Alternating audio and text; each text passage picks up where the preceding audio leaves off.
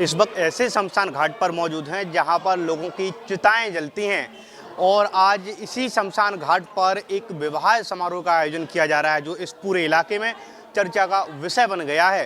राजधानी भोपाल के आनंद नगर इलाके में स्थित एक शमशान घाट पर आज शिवरात्रि के दिन विवाह समारोह का आयोजन किया जा रहा है। पहले तस्वीरों में देखिए कि मैं जहाँ पर मौजूद हूँ वो शमशान घाट है। बाकायदा यहाँ पर लोगों को जो है अंतिम विदा इस शमशान घाट से दी जाती है और तस्वीरों में देखिए कि शमशान घाट पर यहाँ लोगों को अंतिम विदा दी जाती है। और इसी शमशान घाट पर एक दूसरी तस्वीर भी इस तरफ है जहाँ पर एक विवाह समारोह आयोजित किया जा रहा है और ये विवाह समारोह आज चर्चा का विषय इस पूरे इलाके में बना हुआ है।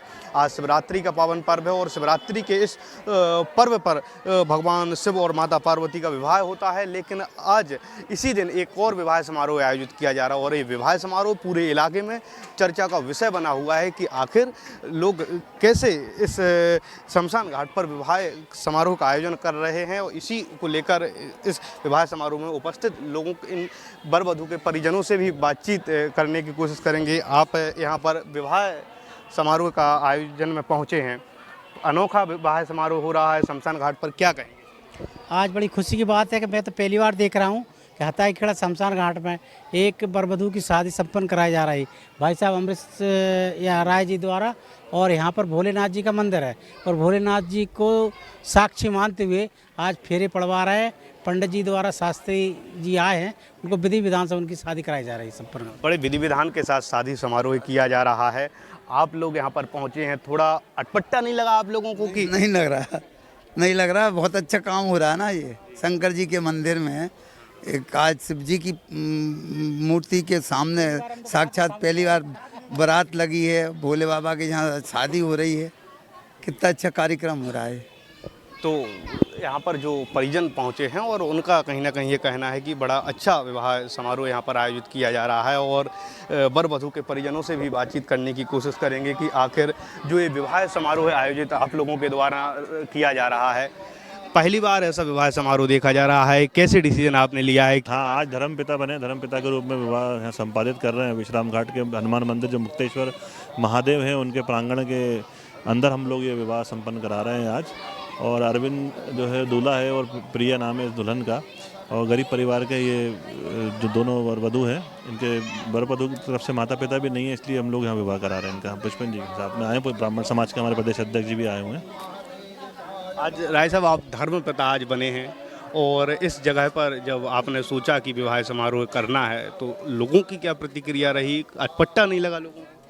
लोगों को सुनने में थोड़ा अजीब लगता है, लेकिन जहाँ से जीवन अंत होता है, आज ये जीवन की शुरुआत वहीं से हो रही है।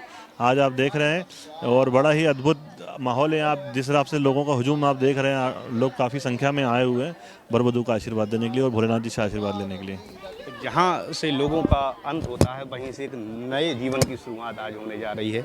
आप क्या कहेंगे आज इस विवाह समारोह में आप पहुँचे? निश्चित तौर पर मैं ये कहता हूँ कि हम मनुष्य जब जन्म लेता है तो मृत्यु को प्राप्त करता है, अमरता की ओर जाता है।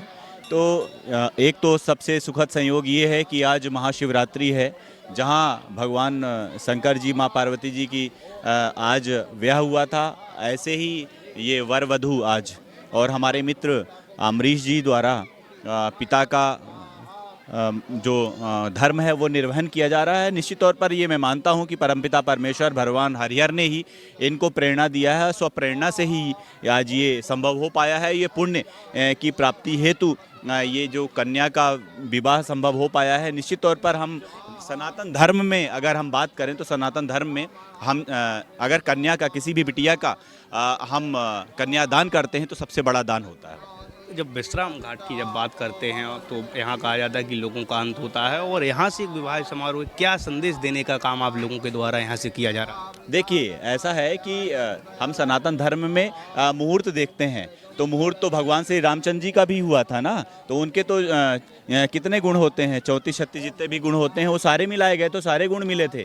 लेकिन अगर आप उनके उसमें देखें तो वो दूसरे दिन ही वो वनवास चले गए थे।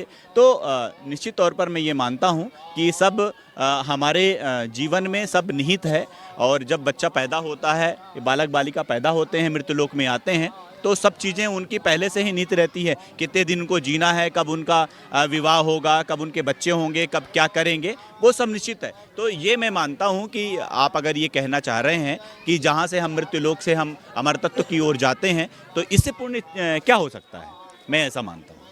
तो ये यहाँ के परिजन हैं और जो इस विवाह को संपन्न करा रहे हैं, ऐसे धर्मपिता से भी बात हुई है और उन्होंने कहा है कि जो है पहले से ही सब नियति तय कर देती है कि कब क्या किसका विवाह है, किसके साथ और किस स्थान पर होना है, उसी का आज ये उदाहरण है। और ये विवाह आज पूरे शहर में चर्चा का विषय बना हुआ है, क्योंकि जहाँ लोगों का अंत होता है वहीं से इस विवाह समारोह की आज विवाह समारोह आयोजित करके एक नए जीवन की शुरुआत की जा रही है। कैमरा पर्सन गौरव झा के साथ पीयूष साहू, नेशन मिरर, भोपाल।